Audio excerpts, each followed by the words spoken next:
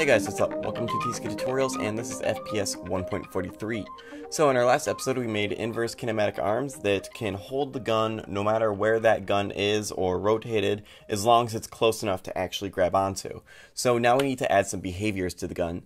So there's two things we need to do. We need to be able to make the gun actually shoot bullets and design bullets for that. And then we actually need to make recoil and aiming movements for the gun. So in this episode, we're going to be able to make the gun shoot. So we're going to be able to create basically an on-off timer so that the enemy shoots in bursts, and we can control how long those bursts are and how long the enemy waits in between the bursts, plus some randomization to make sure the enemies are not doing the same thing over and over again and to make them feel a little bit more lifelike.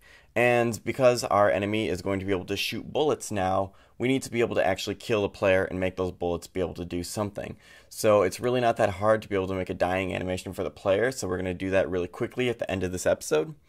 And yeah, that's pretty much everything. And then I should also note that the bullets that we're going to be making in this episode are actually temporary stand-in bullets, or really we're just going to be creating them very, very quickly just to show that the bullets are being created, whereas later on we are actually going to use the same bullet script that is going to be used for the player, and we're going to be able to switch that between an enemy bullet and player bullet very easily. So we'll get more into better looking bullets in later episodes. So the bullets that we're going to be making this episode are just a stand-in. So yeah, why don't we just go into the code and actually learn how to do all of this.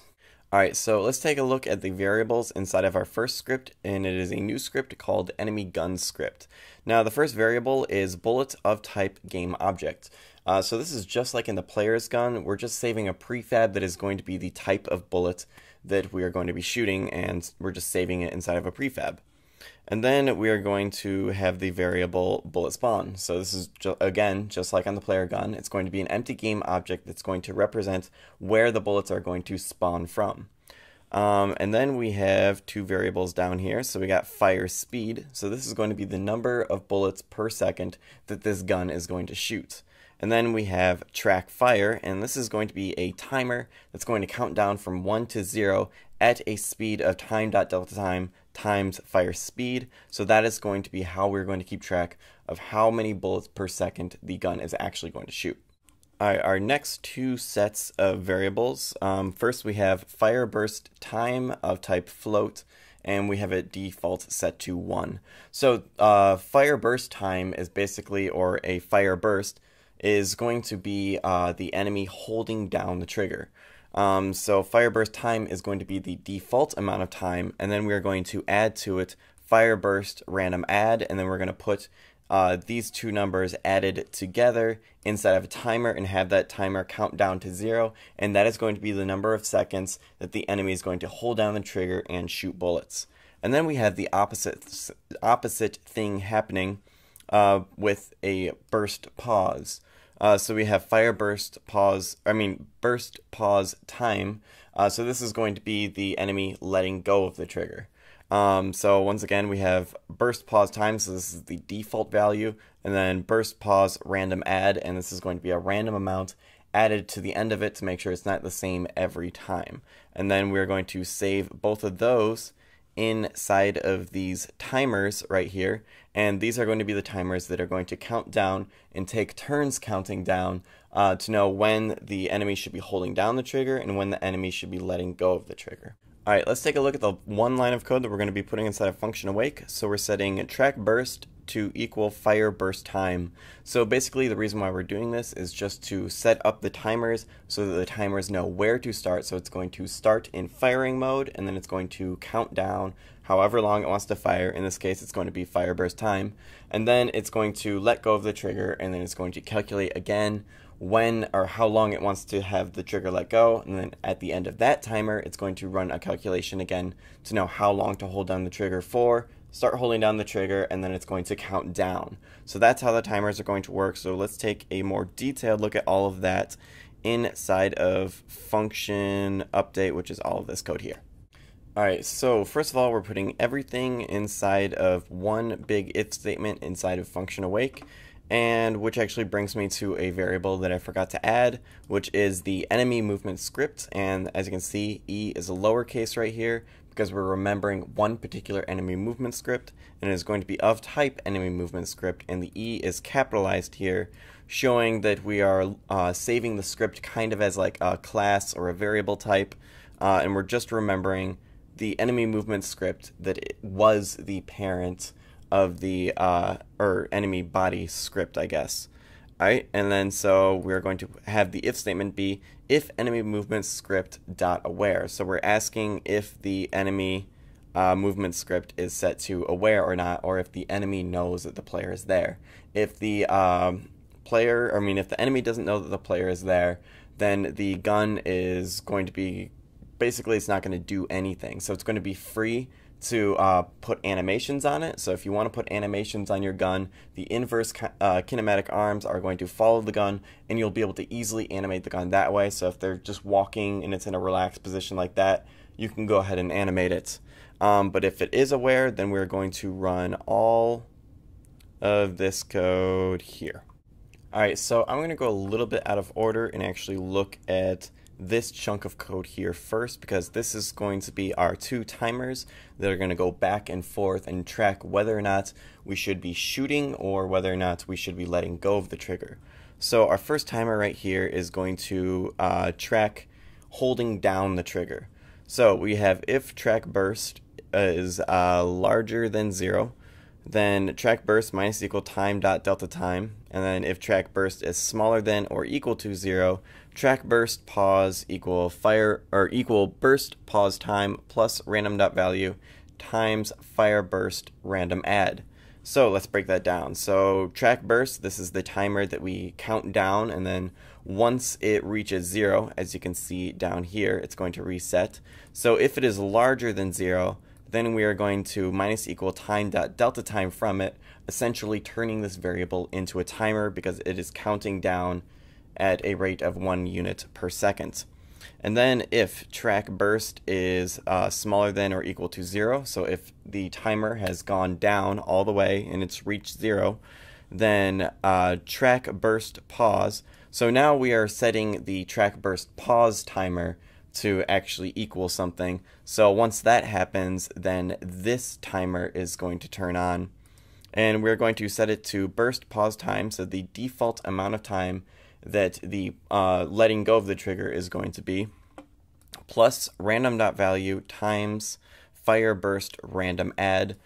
So random dot value is a number that is randomly in between 0 and 1, and then we're going to multiply that by fire burst random add. So essentially we're adding a number that is randomly going to be in between 0 and fire burst random add.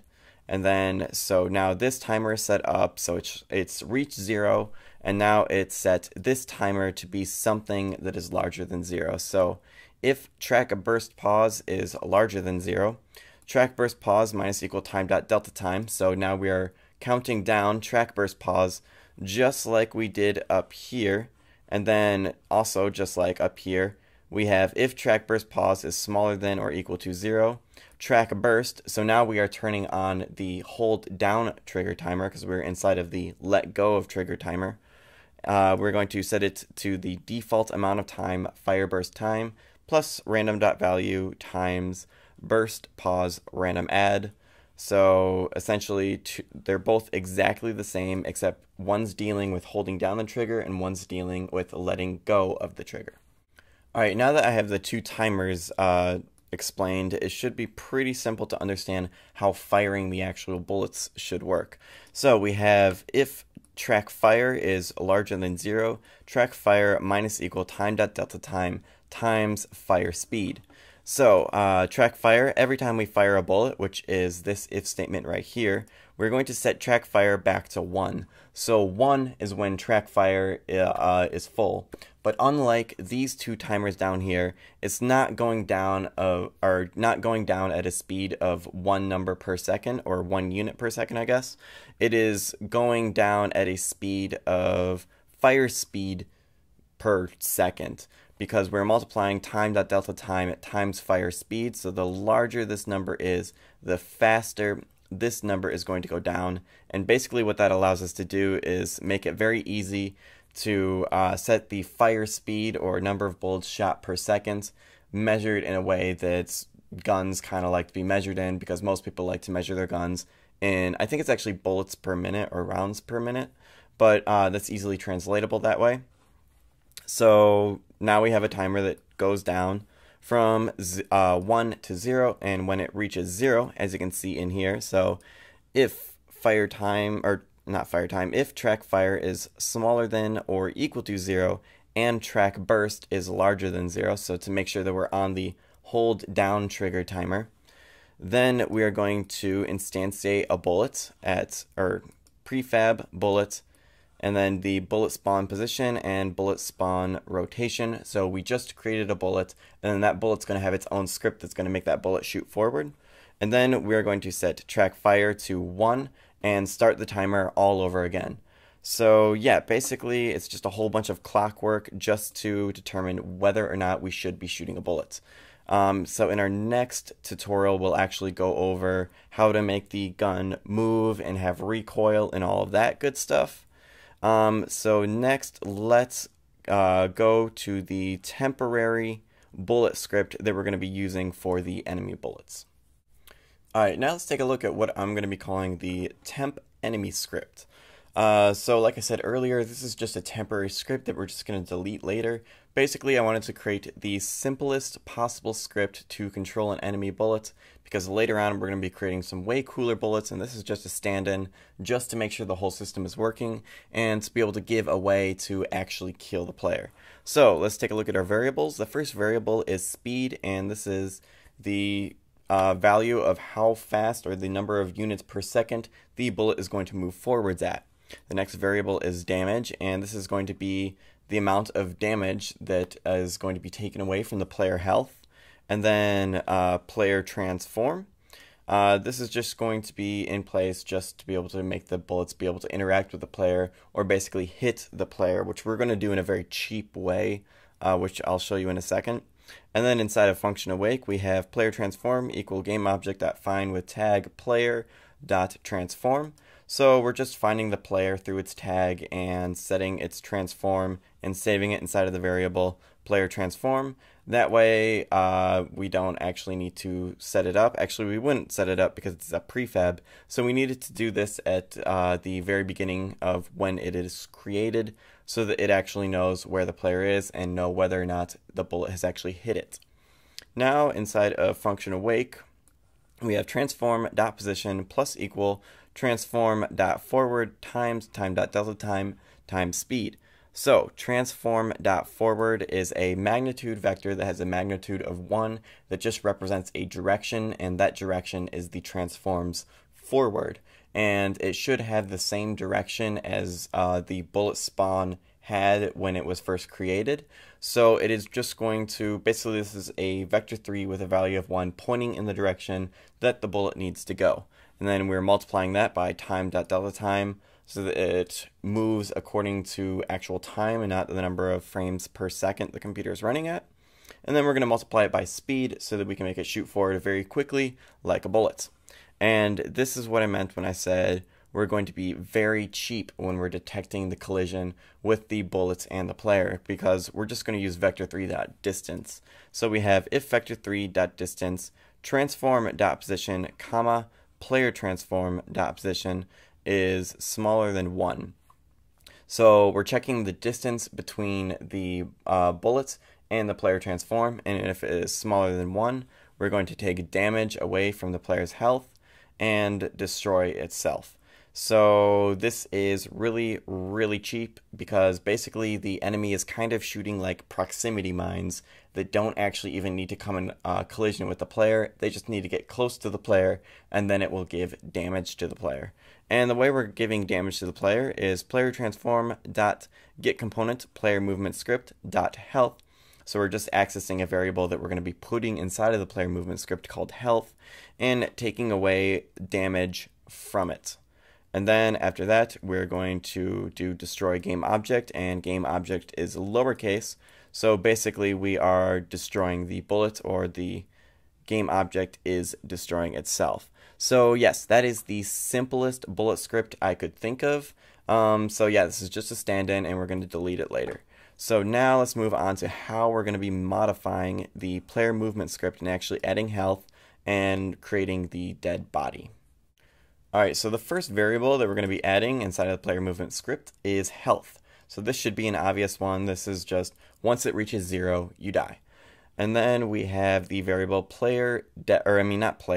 variable dead body prefab of type game object. So this is going to be a prefab that we're going to be putting the dead body inside of, so that when you die, this dead body, basically you're going to go into a new first-person shooter mode that is attached to this capsule collider with a rigid body on it, and it's going to look like you fall to the floor, and it's going to kind of look like there's a dying animation.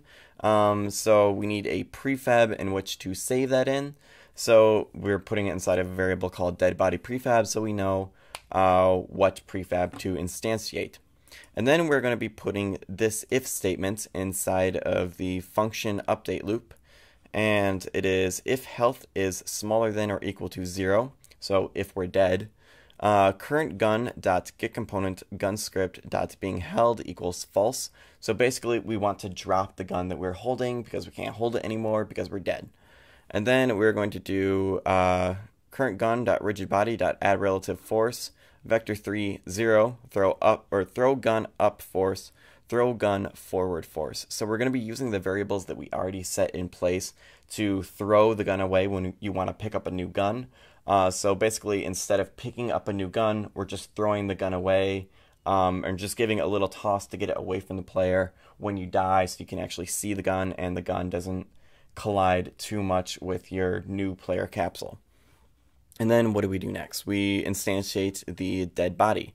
So instantiate dead body prefab transform.position transform.rotation. So we want the dead body to be in the exact same place as the player was when we instantiated. So we're going to give it the same position and rotation, and now we have a dead body. And next we're going to set collider.enabled to false. So this is referring to the capsule collider. We want to turn it off so that the dead body doesn't actually interact with it at all. And then we're going to set camera object.getComponent audio listener.enabled equals false. And this is just a little something I added because by default in your game you're going to have an audio listener attached to your main camera. But if we create a new game object with the camera on it, we want the ears to basically be on that particular camera because that's where the player's perspective is actually going to be after they die. So we want to turn the first audio listener, so the audio listener that's attached to the main camera, we want to turn it off because you get a glitch in Unity when it says there's more than one audio listener, because there's only supposed to be one audio listener actually in your scene at one time. So we're just going to turn that off, and then we're going to just have enabled equal false. And when we don't have anything here, we're just referring to this actual script, so the player movement script. So we're disabling the player movement script so that you can't run around and shoot and do all that fun stuff anymore because you're dead. So yeah, that is all the code that we need to actually make the player die. Alright, now we need a script on the dead body, and this is actually going to be a very simple script. We're just going to be adding a little bit of force to the dead body so that it doesn't take a super long time for it to fall over. Like, we don't want it to just be balancing and slowly fall over. We want the player to go like, oh, and dramatically die. So we're going to have two variables, and the first variable is force randomness float by default set to 50. So this is we're going to generate a vector3 out of this float randomness, and each of those x, y, and z on that vector3 is going to be randomly somewhere in between negative force randomness and positive force randomness. So this is going to give us a random force added to the new dead body that we just created. And then the next variable is force add, and this is of type vector3. So if you always want the player to jump backwards, like you always assume that the player is going to get killed by an incoming bullet, we can make that look like the player is flying backwards from the force of that bullet, or however you want to do this. Maybe you want them to jump up in the air, maybe you want them to slam down, I don't know. Just, you can get creative with how you want to add the force to the player. So basically we're going to take these two things and add them together, and just when this game object is created, or the dead body is created, the force is going to be added to that, and that's going to be this line of code here inside of function awake. Rigid body dot add relative force, and then first we have force add plus, and then this vector 3 extends all the way to here, and inside of the vector 3 we have random.value times 2 minus 1 times force randomness, and this is what we have on x, y, and z. So when we have right here inside of parentheses random.value times 2 minus 1, so because of order of operations, which is a math thing that you probably learned in high school, multiplication comes first. So random.value, which is a variable that's going to randomly be between 0 and 1, and then when we multiply it by 2, now we have a number that's randomly in between 0 and 2, and then we're going to minus 1, so now we have a number that's randomly in between -1 and +1, and then we're going to multiply that by force randomness so that we have a number that's randomly in between negative force randomness and positive force randomness. And we're going to do the same thing on the x, y, and z. So now basically we have random force added to the dead body. So that is all the script we're going to be going over today. So now I'm going to cut the green screen and go into Unity and show you how to do that inside of Unity. Alright, here we are inside of Unity. Now the first thing I want to do is I want to go to enemy, enemy body, enemy torso, and where is it? Gun parent. Alright, let's double click and focus in on that, and I'm actually going to create an empty game object, and I'm going to call this, I don't know, recoil child. Good enough. Alright, it doesn't really matter what you name it, but we're going to make that a child of that, and then we're going to take everything in here except the recoil child and make it a child of the recoil child. So that way, that's what we're going to use to keep track of the recoil in the next episode. So I guess we really could have done that in the next episode, but oh well, whatever. So we are going to attach the gun script to this game object. And yeah, so why don't we create that script? So create JavaScript enemy gun script, and let's open that up. Alright, cool. And let's start with our variables, and I'm just going to, where's my mouse? Okay, there it is. I'm just going to copy and paste all these variables. So control copy, control V. Okay, so the first variable is, well, just in case you haven't watched the green screen recording part and you're just skipping to the screen recording, I'm going to go over these very quickly. So this is the prefab of the bullet that we're going to shoot. This is going to be an empty game object that is going to be a child of the gun, or more specifically, a child of the recoil child game object. And then the bullets are going to spawn in the same position and rotation as this game object. Fire speed, number of bullets per second that the gun is going to shoot bullets. Track fire is a variable that is basically going to be a timer to keep track of when we can shoot the next bullet. Fire burst time plus fire burst random add, these two numbers added together are going to give us a random number that's going to represent how long the enemy is going to hold down the trigger for, and then the same thing with these two variables, except how long the enemy is going to let go of the trigger for.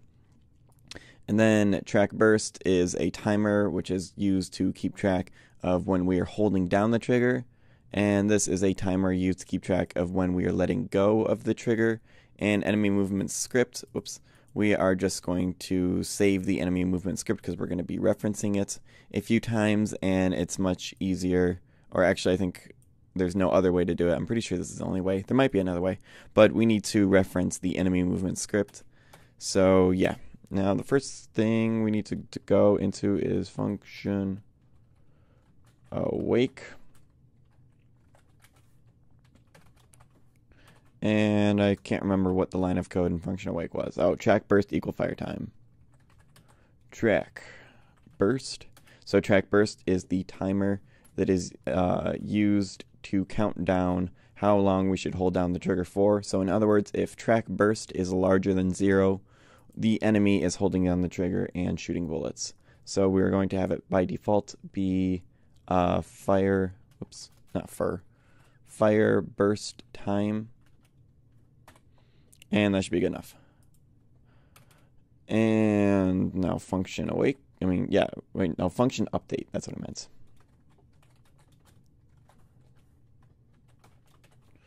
All right, what do we have inside of function update? Okay, first of all, everything is inside of an if statement. So, if enemy movement script dot aware. Is that right? Yeah, that's right. Okay, so basically we are just checking to see if the enemy is aware that the player is actually in its presence and the enemy is ready to kill the player. Otherwise, he's going to be leisurely walking around, and we can go ahead and just animate the movement of the gun to make it look like the gun is kind of bobbing gently as the enemy is holding it. So the first thing we want to put inside of this if statement is, I'm actually going to start with the timers because I think that'll make more sense. So let's start with the fire burst timer. So if track burst is larger than 0. I did that right?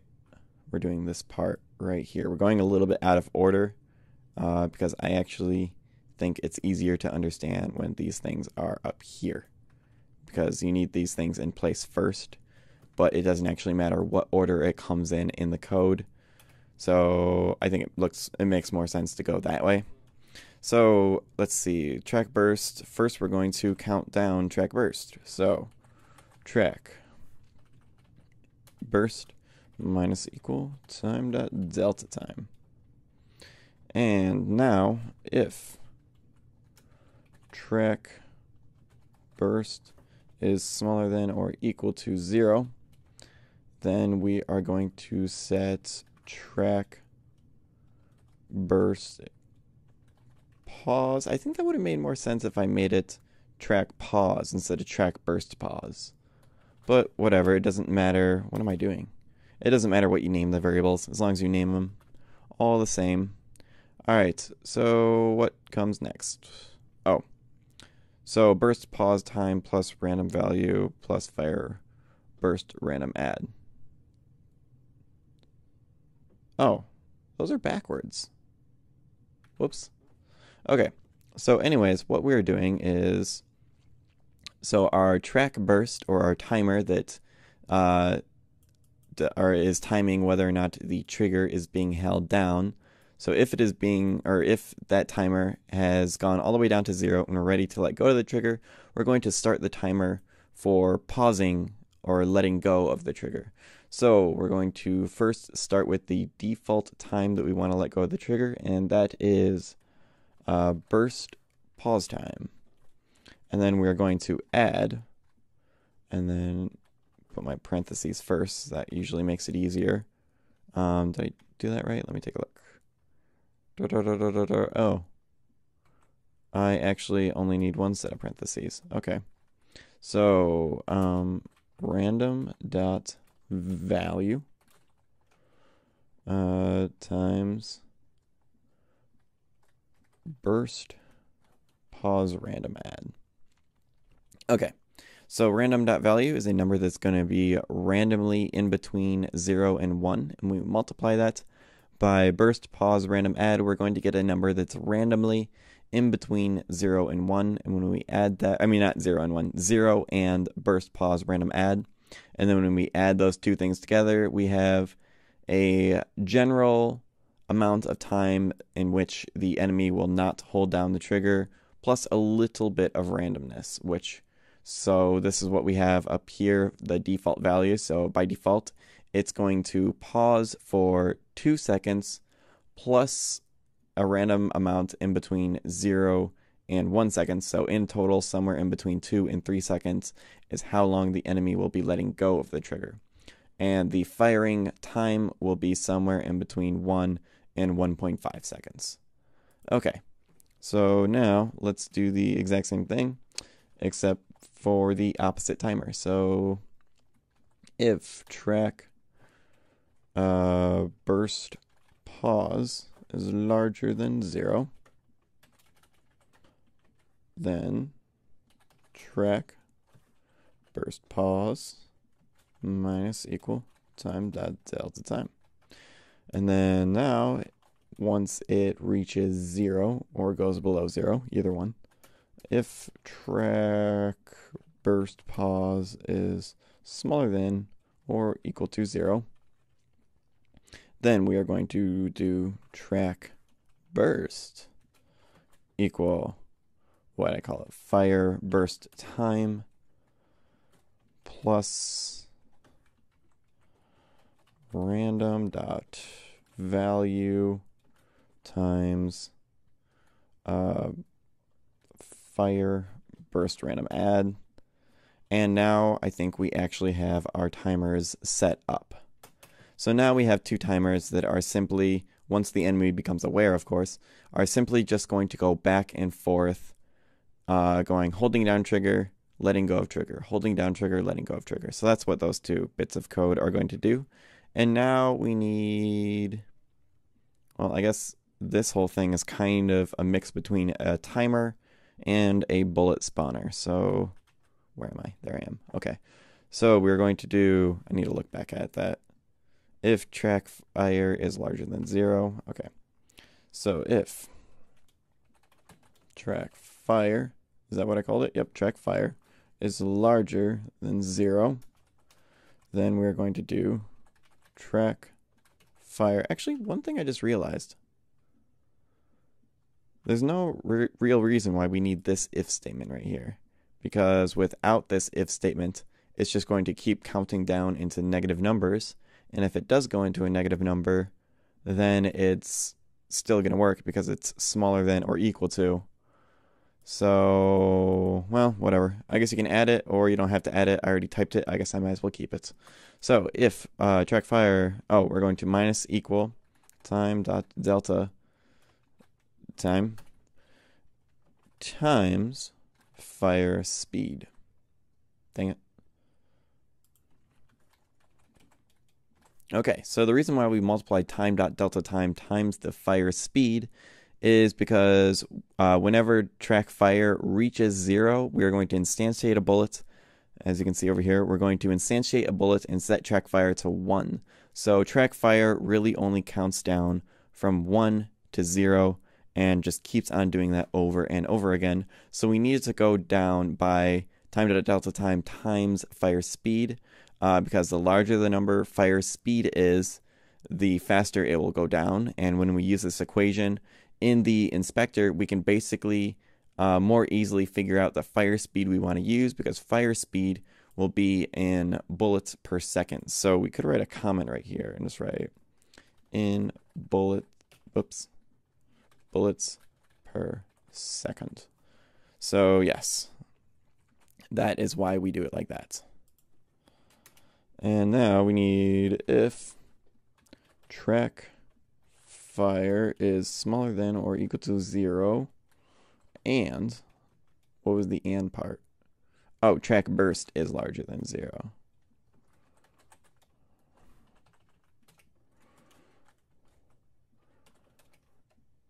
And there's two things in here, so we need those brackets.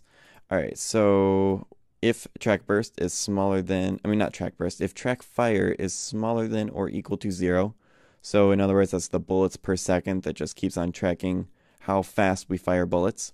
And then we are checking to see if track burst is larger than 0. So that means if we are going through this timer right now, or in other words, the enemy is holding down the trigger. So if that is the case, then we are going to instantiate, I did not spell that right. Let me see how I spelled it over here. I hate this word so much. It doesn't make any sense. Why don't they just call it make or create, spawn? Anything would have been easier than instantiate, whatever. All right. Then we are going to instantiate a bullet at spawn dot position and bullet spawn dot rotation. And then we are going to set track, fire equal 1. Okay. I think that is everything we need to get the enemy gun script working. Now let's make a temporary enemy bullet script, because right now the enemy is not going to do anything really. Like it should work, but it won't have anything to create. So let's create the thing for it to create, which is a bullet. So I'm going to call this temp enemy bullet. So I'm calling it temp as in temporary, because I don't want to keep these bullets, because later on I'm going to be doing tutorials on much cooler bullets, and this will just be a super simple stand-in bullet just to represent that there are bullets. So the variables, actually I'm just going to copy and paste everything here and just briefly explain how it works. Control Z, Control C, and Control V. Okay. So our variables are speed, and this is the number of units per second that the bullet will be flying forward at. And then our next variable is damage, and this is how much damage the bullet's going to do to the player if it hits the player. And then player transform, we just need this variable in place so that we can quickly determine whether or not the bullet has actually hit its target. So inside of function awake, we're going to set player transform to GameObject.findWithTag player.transform. So we are finding the game object with the tag player, because we only have one game object in our scene with the tag player, and then we are going to save the transform. And now we can easily grab the player's position just by simply writing player transform dot position. So inside of function update, we're doing transform.position plus equals transform.forward times time.delta time times speed. Okay, so we are adding to the position that the bullet is currently in. So we're moving relative to where it is now. And then we are adding transform.forward. And this is a vector 3 that represents in a magnitude of 1 the direction in which the bullet is, the forward direction of the bullet. So it's a vector 3 that points in the direction of where we need to go. And then we're going to multiply it by time.delta time. And then we're going to multiply it by speed so that it, whoops, I kicked the microphone. So it moves forward at a speed per seconds. Right. And then we are putting inside of this if statement right here, if vector3.distance transform.position, comma, player transform.position is smaller than 1. So basically these bullets are kind of like proximity mines. They are just going to add damage to the player once it gets really close to the player, and that's it. So they're really bad bullets. They're not going to be accurate. They just need to be able to kill the player, and this was the simplest way I could think of making them be able to do that. So if the bullet is within 1 unit away from the player, 1 unit in Unity distance measurement, I believe it's 1 meter, I think, correct me if I'm wrong, but and then player transform dot get component dot player movements, or not dot player movement script, player movement script dot health minus equal damage. So we have the player transform, and we can get component from the transform because it's an inherited function of the transform class. I think it's originally from the game object class, but it doesn't matter whether we call this function from the game object or the transform. It will still know what game object we are actually talking about. And then we're going to pull out the component player movement script, and then we're going to pull out the variable health and then take away damage from that.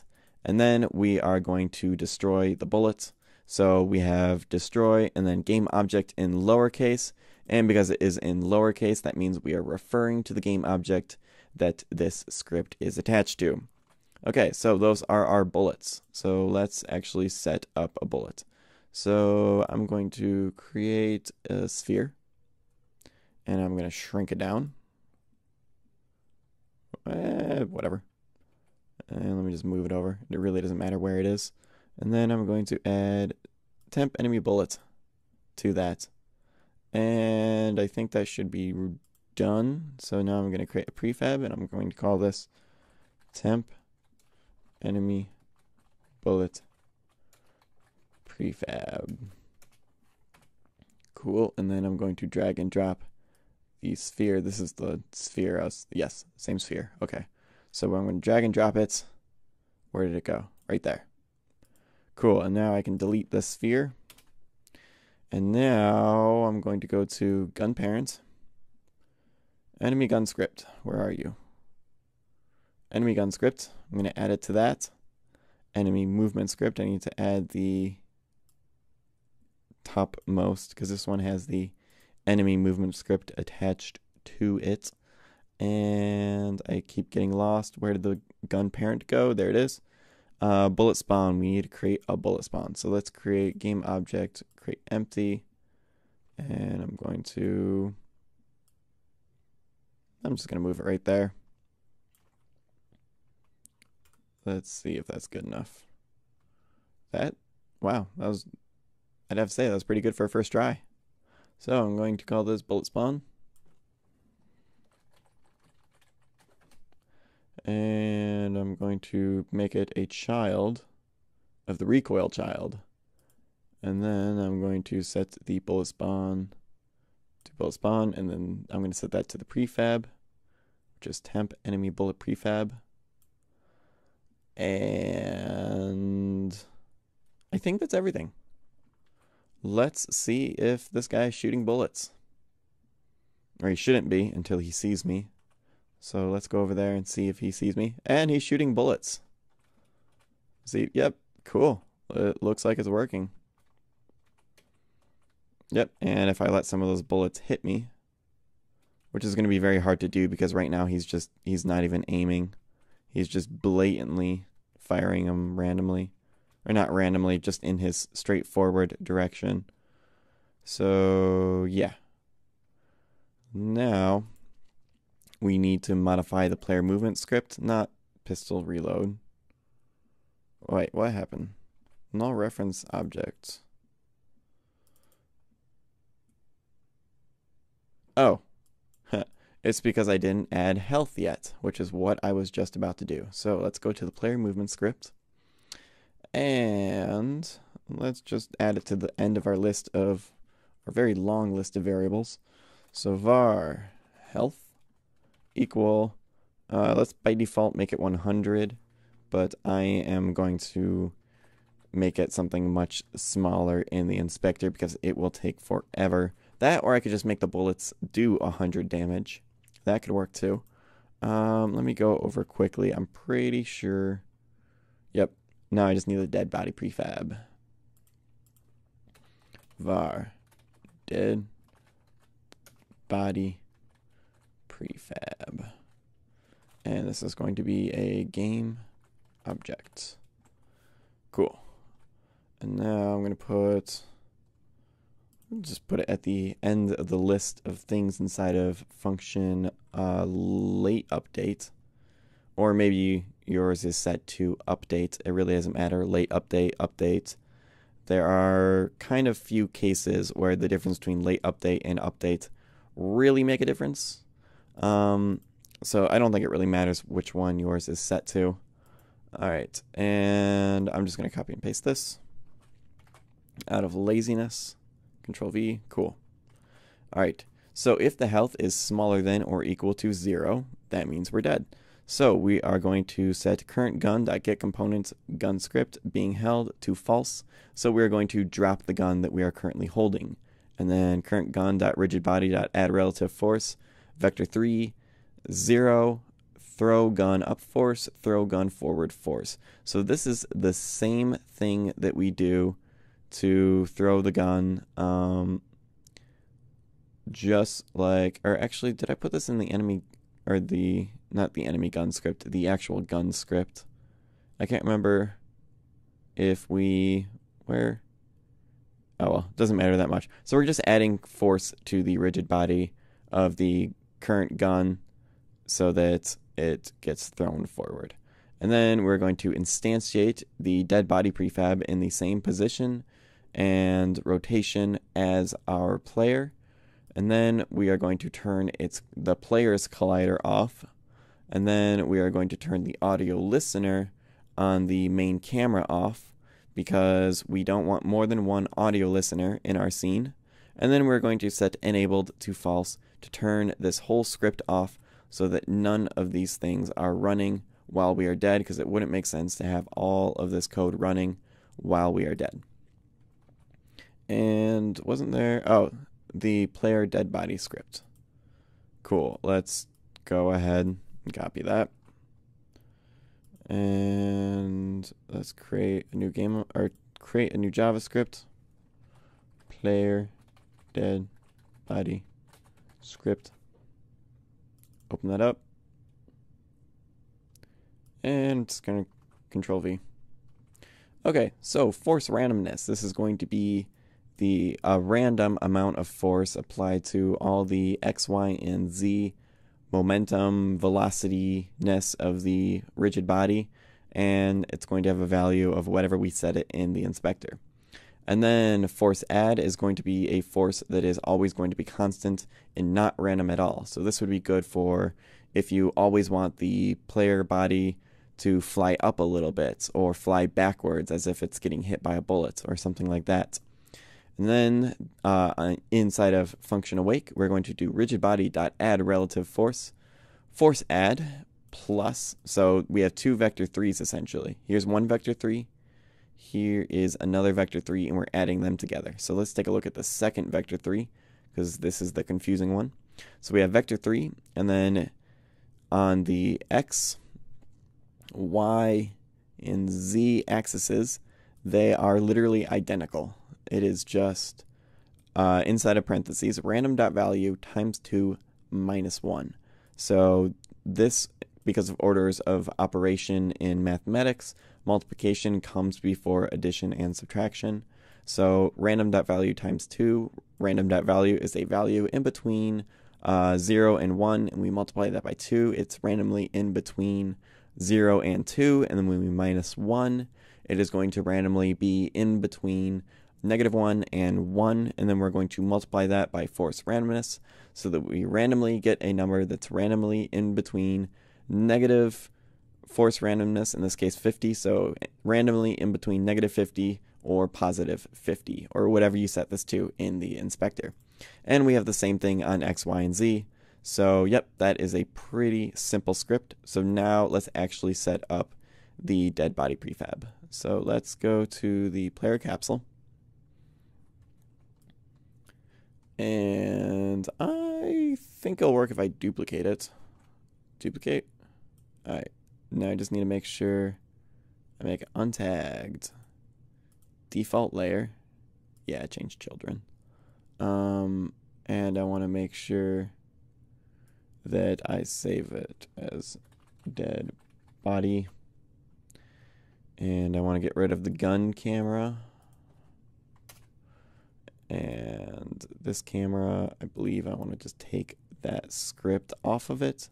And the depth, this is important, make sure you set the depth to the highest number in your scene. So the main camera is -1. I believe the gun camera, let's take a look over here. Gun camera is 0. So wait, is it a lower number? I don't know. We'll see in a second. So let's just set it to 1 for now. There we go. That actually is right. Because we want this, so we can set it in between like 1, 2. Any number that is the largest number is going to be the layer that is going to be on top of all of the other cameras. So the other cameras will still be going, but this camera will just overlap on top of them so you can't see the other cameras. And we need to get rid of the tag main camera. And I think that's it. Clear flags, skybox. Oh, calling mask. We want to, no, not nothing. We want everything. Because we want to be able to see the guns and everything on that. And now this, let's remove this script. Remove component. And instead of that, let's actually, I want to make this the default. Let's create a new physic body real quick. Where is it? Physical material. And I'm going to call this dead body physic material. And that should be good enough, because the default values when you create a new dead body are pretty generic enough that I think they will work very well for a dead body. But of course, you can always adjust it and make it perfect if you would like. And the dead body script. So player dead body script. Okay, so that should be good. What else do we need to do? We need to change the shape of this. So we're going to game object, create other capsule. And we're going to need to move it, of course. And let's rotate it around the x-axis 90 degrees. And let's shrink it down a bit. And, oops, where's my W key? There we go. Now let's move it like that. Whoops. And I also want to move it sideways. Whoops, not the camera. The capsule. I want to move it sideways a little bit, just to make sure that this shape will not randomly like die standing up. I want to make sure it will always fall over. And let's make that a child of that. That is an important part. And yeah, I think that is ready. So let's create a prefab and call this player dead body prefab. And drag the prefab into there. And then we can just delete it up here. And player dead body prefab. Player dead body prefab. So now it knows what prefab to create. Where are my enemy bullets? What do I call it? Temp enemy bullet. There we go. What I need to set the damage to something way higher. Like I'm just gonna do 100. They're gonna be one-shot kills. All right, let's clear this and make sure I got no errors. I don't. Cool. So let's give it a run and see if it works. All right, he's shooting. Come on, they're all going over my head. You're too tall. Aim down. Aim down. No, don't get stuck in that door again. Why do you always get stuck in that door? It's because the enemy AI cells and AI cells and AI doors are too crammed up in that little corner. So I need to do some level design adjustment on this corner because he keeps on getting stuck. Come on, kill me. What if I go up here a little? There. I don't think that was how it was supposed to work. Yeah, did I forget to add? Oh, I know what's wrong. Duh. So player dead body, let's find this. Player dead body. Because I copy and pasted it from the player capsule, these need to be unchecked because we don't want to freeze the rotation anymore. So let's save it and let's give it another run. So I found out to be able to make the enemy actually be able to shoot me, I need to stand somewhere on the stairs. This is very difficult when you have low gravity. Come on. Okay, what is he doing? Yeah, he saw me. Come on, just shoot me. Shoot, there we go. And I am dead. Cool. Whoa. Whoa, what's he doing? I've never seen him do that before. Oh, is it because I disabled the collider on the player? Well, that's a glitch to be fixed. But one glitch I need to fix first is the camera on this. Calling mask, I want to turn AI path stuff off. And that should be good. Alright. So I think that is everything besides the crazy glitch where the enemy was walking off the map. I've never seen him do that before. So I'm going to have to fix that in another tutorial or just an update in the future. I don't know why that happened. I'll figure it out. There we go. I died, threw my gun. Oops, you can still see my player. So that means, oh, the enemy can kick my dead body around. That's cool. That means we need to go to the player capsule and turn the renderer off, or we can go to the main camera attached to the player dead body, and I believe we can turn this off, and then we won't see the player. Let's turn the collision detection sphere off too. Alright, give that a save, and I believe it's ready to go, and it's all done. So, this is Unity3D Tutorials, FPS 1.43. Don't forget to subscribe so that you can see my next episode. Okay, somebody's calling me. I'm going to have to... Good timing, because the episode's over. Alright, well, I'll see you guys later, and keep making games.